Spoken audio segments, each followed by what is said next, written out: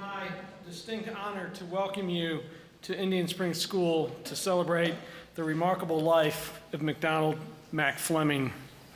I want to extend my gratitude to the Fleming and Edwards families for allowing the Indian Springs community to come together and remember Mac's legacy and celebrate his life. It is only fitting that we are gathered on campus to do so. This is, in fact, the school Mac helped build and the place where he devoted his entire adult life to. For 70 years, Mac touched the lives of every Indian Springs student, faculty member, and staff member. Let's put that into perspective. 3 generations of students were inspired to become lifelong learners by Mac. Boys and girls whose sons and daughters ultimately came, and also their grandchildren. Each shared a common and transformative experience in Mac's classrooms. Even after Mac retired from his formal teaching duties at Springs, he remained committed to the school, working up until his passing as the school's archivist. His ability to recall every minute detail of events, no matter how big or small, over the course of the school's history was uncanny. I must confess that I feel somewhat out of place standing in front of you today. I don't have the treasure trove of memories that many of you do in the years of interactions that you had with Mac. Unfortunately, the pandemic and health considerations kept Mac away for much of my tenure at Springs. I wish I could say I knew Mac as well as each of you do. My life would most assuredly be a better place for having had those interactions, as I know yours have been. I do, however, feel like I know Mac well. I know him because I know the history of the school that he helped create. Mac and Indian Springs are synonymous with each other. I know Mac because of the countless stories everyone has shared with me, including many of you, and that you continue to share with me about his life. He loved this school and every young person, alum, and colleague he interacted with. And he had a natural ability to connect and to make us all feel special. He would remember some minute detail, as I mentioned, of a conversation that we had in passing. And that interaction showed us each that he cared for us. Beyond spending time with his family, there was no place Mac would rather be than on the campus of Indian Springs. He described it to me on one occasion as his home. He would be honored that so many of you came home today. He would be humbled knowing that he touched so many of your lives over the course of his life here. Mac was, above all things, a teacher, and we have all learned countless lessons from him. In one of my first meetings with Mac, he joked and told me he had no idea why anyone would want to be the director of this school. I took notice for a number of reasons, not the least of which is that he had sat in my seat for a year or so, and he had seen many a head of school come and go from this place. Had Mac really wanted to be the director of Indian Springs, he would have had a long and illustrious career as such. But that's not what was his calling. He was called upon to be in the classroom, and he mastered his craft over decades for the betterment of his students. In one of my last conversations with Mac, he had a big grin on his face that I will remember for my lifetime. He reiterated he had no idea why anyone still would not want to be the director of this school, but he said, "We have the right guy for the job. That undoubtedly will be the greatest accomplishment and compliment I receive in my professional life." The impact Mac Fleming has had on Indian Springs School is unfathomable, unparalleled, and will never be matched. He is a giant upon whose shoulders the rest of us stand, perhaps never worthy enough to be doing so. Today, we celebrate his life of service and dedication to the values that Indian Springs holds dearest, a man that has impacted countless people. Today, we celebrate the life and legacy of McDonald Mac Fleming. May we forever strive to live up to the example that Mac set for all of us. I'd like to invite Alan Ingle, the Board of Governors Chair, to the podium.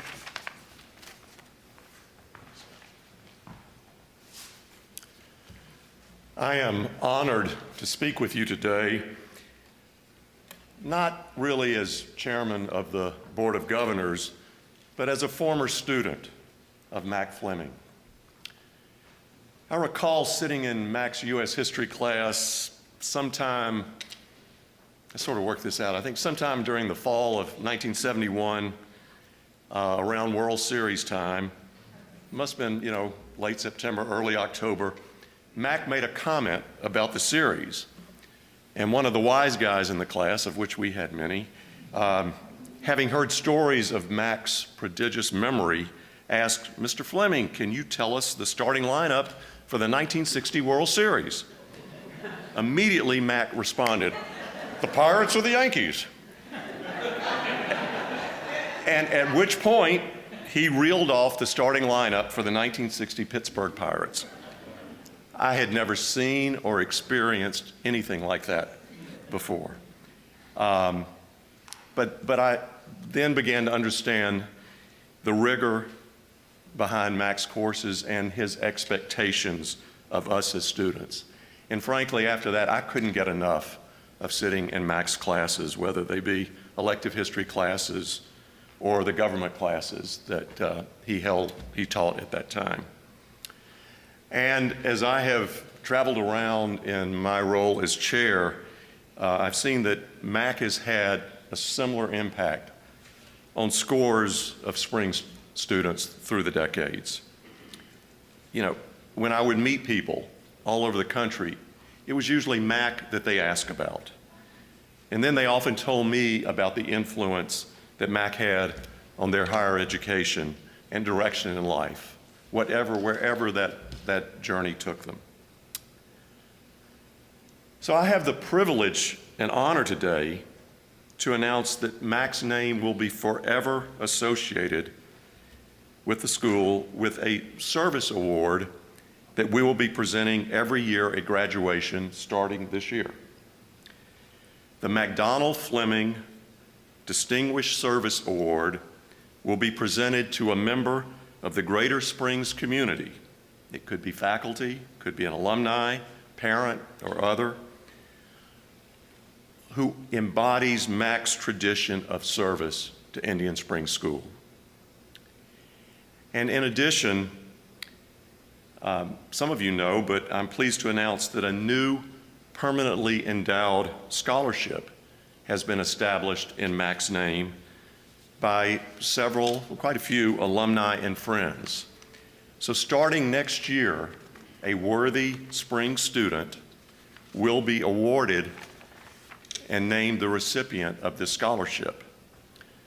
And I want to thank those of you who were instrumental in establishing the scholarship. And if you have not yet invested in this scholarship, please consider doing so. Please consider joining us so we may indeed honor Mac in perpetuity.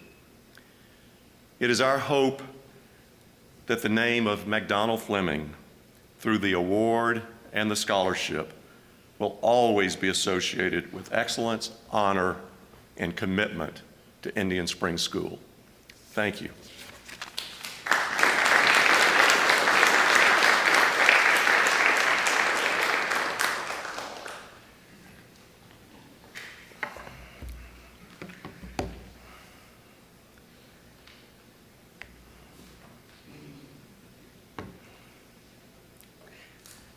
Good afternoon.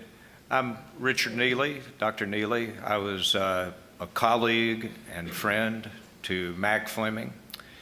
And in fact, Mac was really the first person that I made a close friendship with. I made several good friendships at Indian Springs, but he was the first. And one of the things about Mac, obviously it's going to be repeated many times, was an encyclopedic mind, a mind that was full of all kinds of wonderful things. And it really strikes me that I went in to visit him 3 weeks before he died, and he was deeply asleep in his room. And I walked in and I woke him up to reciting the first quatrain from the Rubaiyat of Omar Khayyam. And Mac waked up and he goes, "Ah, Omar, the tent maker." And when you're 98 and you awake out of a deep sleep and you remember a piece of poetry from the 11th century, I would say that you have an encyclopedic mind. I thought about that, how much Mac loved literature, because he was a true historian. He was interested in everything. And one of the things that he liked very much, we talked about it several times, is a book that hasn't been out of print since it was published. And that was Gahil Gibran's The Prophet. And I was thinking that almost everyone reads something about that from The Prophet, about death. But I think we celebrate more of a life here. And so there were 2 sections of that I'd like to read to you really quickly, and I think you'll enjoy it. In one it says, "Speak to us of teaching." And the prophet said, "No man can reveal to you aught but which is already half asleep in the dawning of your knowledge. The teacher who walks in the shadow of the temple among his followers gives not of his wisdom, but rather of his faith and his lovingness." And then friendship. He says, "Your friend is your needs answered. He is your field which you sow with love and reap with thanksgiving, and he is your board and your fireside. If you come to him with your hunger, you seek him for peace. When your friend speaks his mind, you fear not the nay in your own mind, nor do you withhold the a.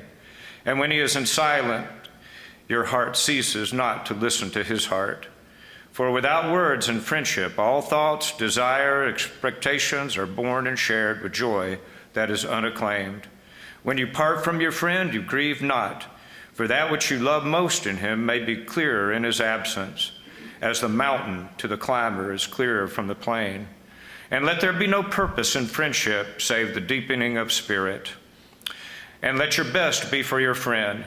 If he must know the ebb of your tide, let him know its flood also. For what is your friend that you should seek him with hours to kill? Seek him with hours to live.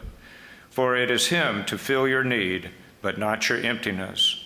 And in the sweetness of friendship, let there be laughter and sharing of pleasures. For in the dew of little things, the heart finds its morning and is refreshed. As I said, in 40 years of teaching, I've met many great minds along the way. And Mac Fleming was one of the greatest, an encyclopedic mind, an incredible sense of recall. I think he could have done anything with his academic career. I think that could be said of several people I know here. They could have been history professors at a great university, department heads, deans of arts and sciences, could have done all of those things. And yet Mac, because of his love of teaching and young people, attached his star to Indian Springs. What a stroke of luck for this school to have someone like that dedicate their life to Indian Springs. When I came to Springs, at that time, we had classrooms that were shared by 2 faculty members, and Mac Fleming and I shared a classroom. And he was still teaching government then, and I would listen to his lectures on government, and I was constantly amazed. Not only his lectures, but his ability to question and draw from his students their thoughts and reflections. It was really a beautiful thing, and let me tell you, by that time, many students were great at putting their phone under the table and not looking at anything but that during the class. They didn't do that in his class. They were attentive and they listened to him. And his knowledge of U.S. history, of Southern politics, of civil rights movement, of Civil War and Reconstruction were just really amazing. I only got to know Mac for 15 years, and I know a lot of you knew him a lot longer, but that was a very blessed period in my life to have such a person as a friend, which I considered him more of a friend than a colleague. He was a great friend. And in any case, he was always so up on everything. It just didn't matter what it was in history. He knew something about it, and usually his knowledge was profound. I like to think that Mac, would have been someone like that and that, but I'm just glad that he did this for you and for the students here. Well, the pandemic was very tough on Mac. And the first year that he spent in that assisted living home was really tough on him because they really just kept him locked up. He and I used to tease about the next book that he was going to reread was The Count of Monte Cristo to see if he could get out of that place. And I was very, very lucky that for the last 2 years of his life, he moved to my neighborhood. He moved over to South Side, and only about 4 blocks from where I live. And that was another great blessing for me, that I could go over there and sometimes once, twice, sometimes 3 times a week and sit with Mac and listen to him and talk about things. It was like the best part of graduate school. It was like being in a great graduate seminar with a professor emeritus, and instead of having to share him with 10 or 15 other people, you had him to yourself. And it was just a wonderful experience to do that. When he went to working in the archives, I used to love to come for lunch every day and eat lunch with Mac Fleming and Bob Cooper and Mac Lacoste. People used to ask that our conversations at the table must be deep and thoughtful. I said, no, we laughed and cut each other up all the time. Pretty much had a good time. And the man had a great sense of humor and a contagious laugh. I used to love to go with him to musical Fridays and listen to the music. He was deeply appreciative of that. And when he got over to that live-in arrangement over on Highland Avenue, it was just wonderful. Just to show you what we could do, he was reading at the end of his life a massive tome on the U.S. naval operations around Crete and Malta during World War II.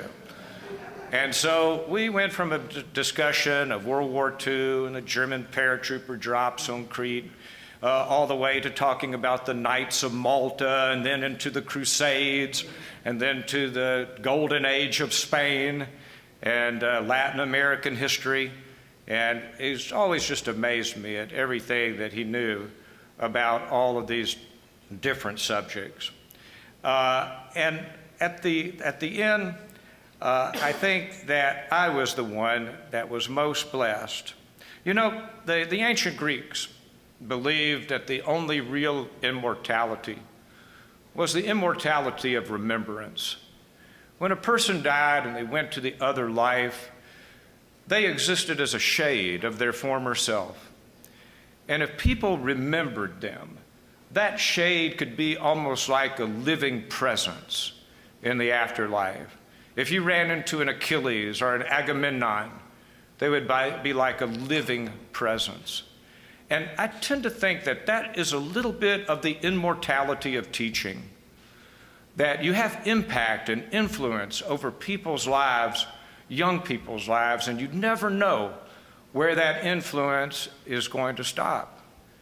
And for Mac Fleming, I think of him as a living presence in the afterlife, a shining, living presence like a star, because people remember Mac Fleming. And so his memory lives in our memories and the collective memory of this school.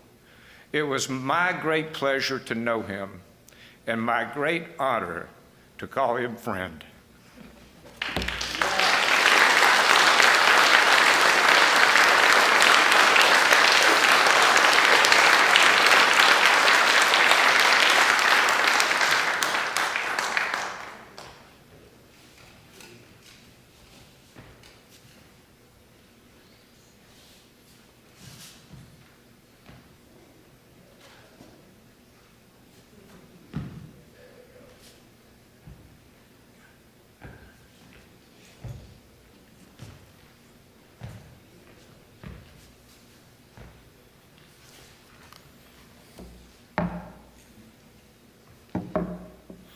I'm Charles Robinson, and good afternoon. We first met Mac Fleming in the 1955 school year. We had the good fortune to have Mac as our freshman and senior basic studies teacher. And these gentlemen have well chronicled his ability as a teacher. In my view, in going to his class, Mac took total command of his classroom, and he always had a complete mastery of his subject matter. And he would weave all of that into the tapestry of a fascinating and compelling story, and it would stay with you. Now, yet Mac, besides being a teacher, was a great human being. He had great sense of humor, and he maintained a religious modesty about himself. Mac also had infinite patience with students who did their homework and applied themselves academically. Mac was the faculty commissioner of protection, and some of us were sometimes a bit unruly. I certainly drummed up my share of mischief, but Mac was always one step ahead. Mac eventually gave me the nickname Rowdy Red, and he always signaled me when it was time to calm down, and I always took his cautionary messages to heart.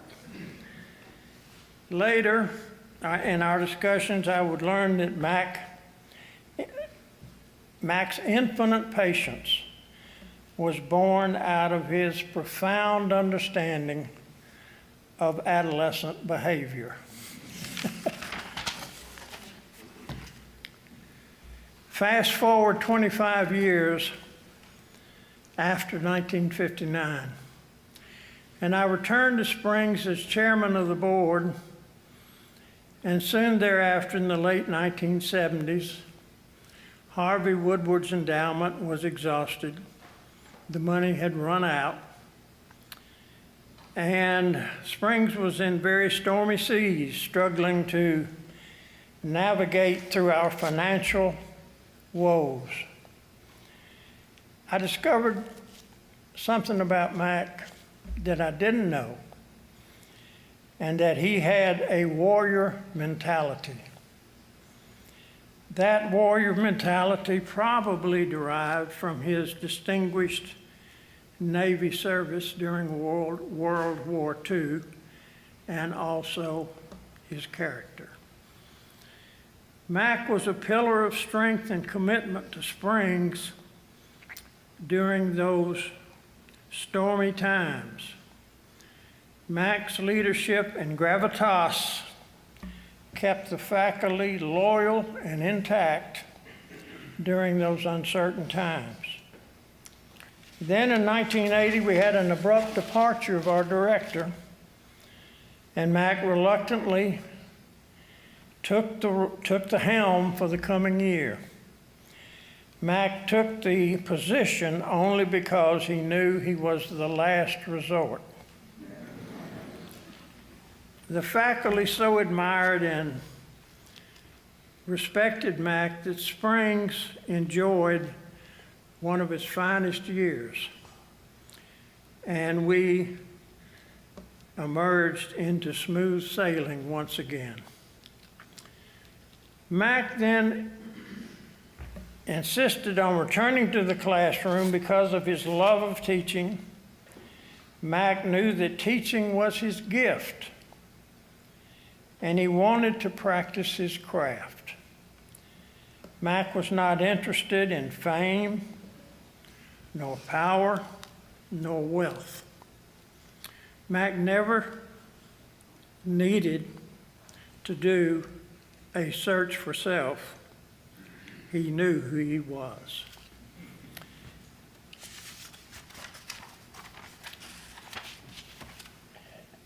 Then, in our third phase, fast forward again 30 years, and I rediscovered Mac in the archives office.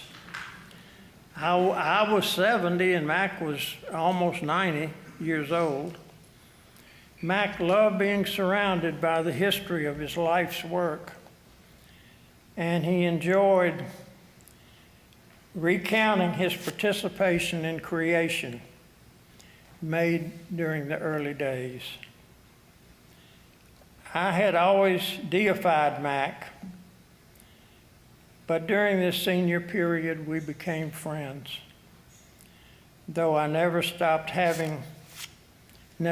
learning from Mac. Mac's legacy may be found in the Springs classrooms, where Mac was the consummate teacher.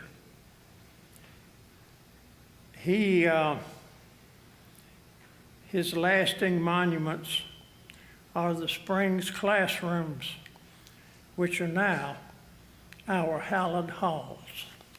Thank you.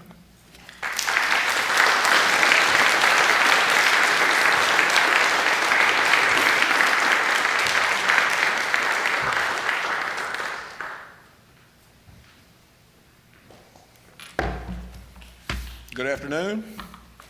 I'm Ray Fleming. It is my great honor to be the son of Mac Fleming.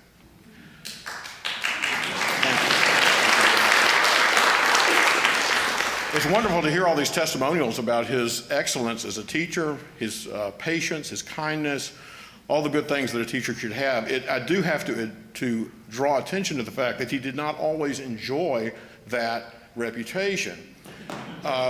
When he was a young graduate student at Vanderbilt, a young lady named Imogene Culbertson, his future wife and my future mom, showed up.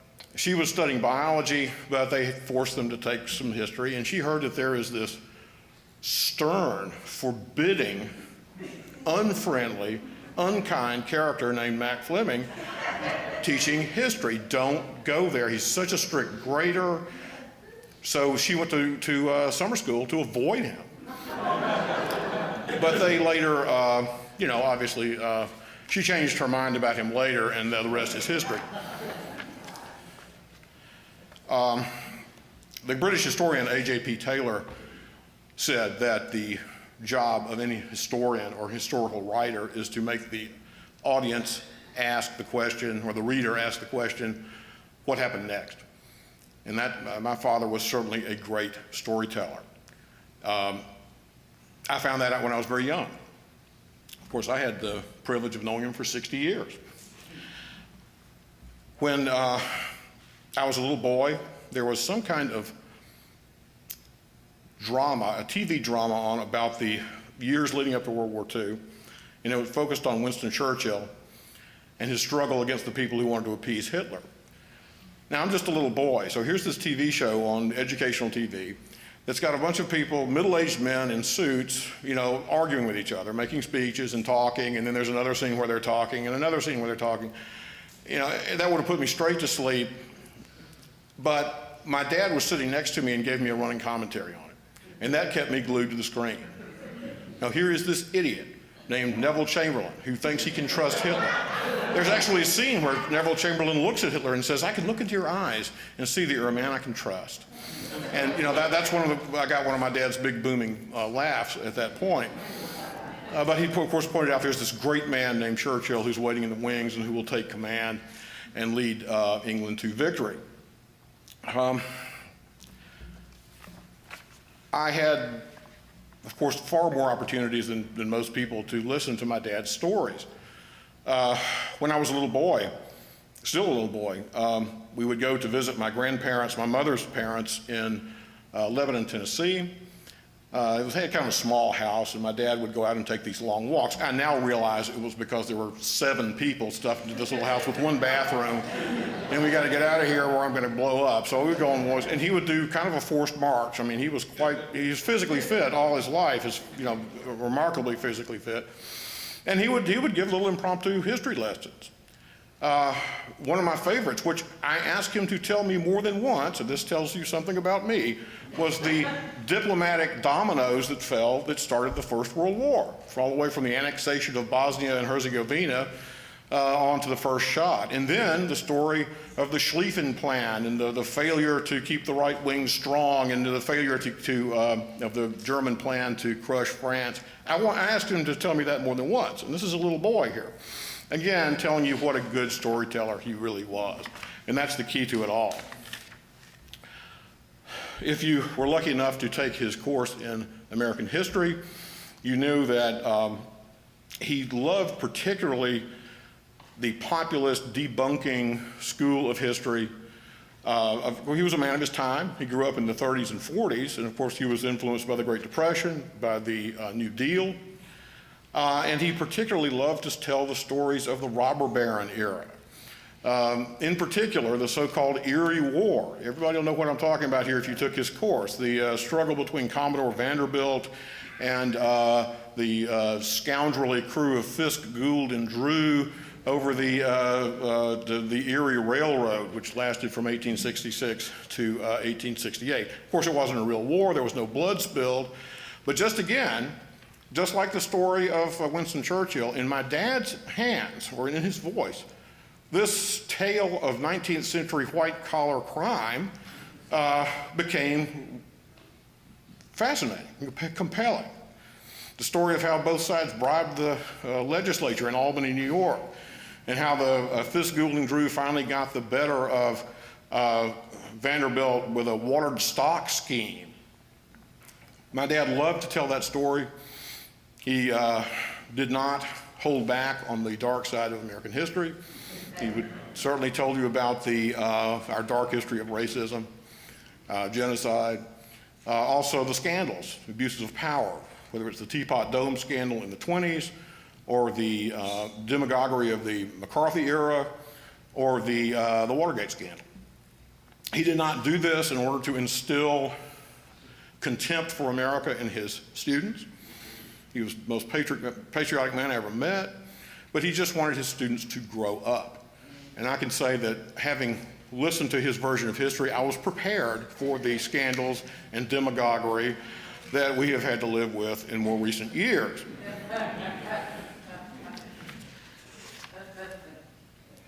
My father was, as I said, of course, I grew up with him. I know the private man, and I'm here to tell you, if you do the public man, then you know the private man. There is no other side to it. The kindness, generosity, and patience, and also the complete lack of pretense. When I think of him on a weekend, that's when I would see him and other people wouldn't. I could think of him getting up early in the morning so that my mom could sleep in, cook breakfast. They would clean the dishes together. This is in the days before there was such a thing as a dishwasher, at least at my house. And then he would retire to the living room with some giant book that he'd gotten from the History Book Club. And the kids, my brother and sister and I would go into the den to watch the cartoons.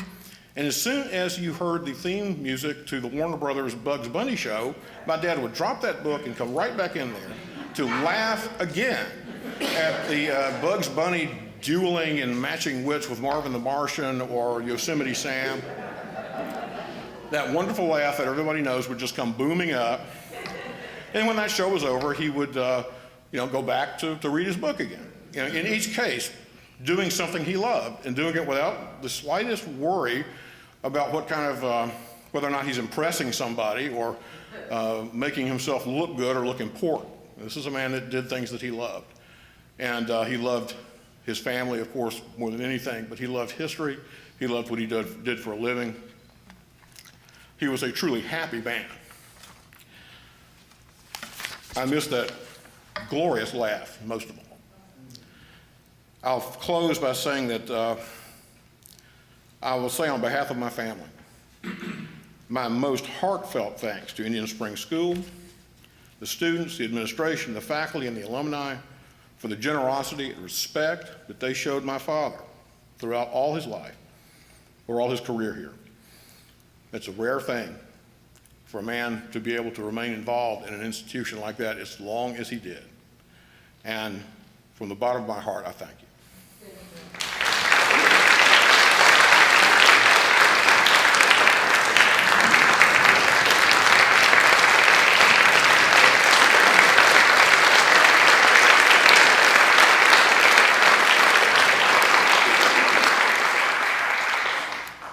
Thank you very much, and thanks to each of you. This was truly a wonderful revisiting of the McDonald-Fleming experience. We'd like to ask you to join us at Vino in English Village, approximately 6 o'clock for our annual alumni, faculty, can we call it a cocktail party? Celebration of Mac Fleming. And please feel free to drop in. Thank you again for coming, and thank you again for those who are joining us via video. Good afternoon.